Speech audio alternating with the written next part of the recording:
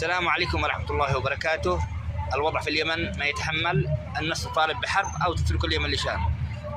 الظاهر أن الخليج وأمريكا حنبوا في اليمن اليمنيين كالشلق، دورتهم المصائب واليمنيين يحبوا المصائب هذه، يتضاربوا مع أرجلهم.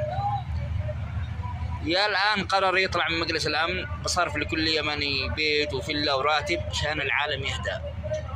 ثروات اليمن لليمنيين ويخرجوا من اليمن، واليمنيين هم بيصطلحوا.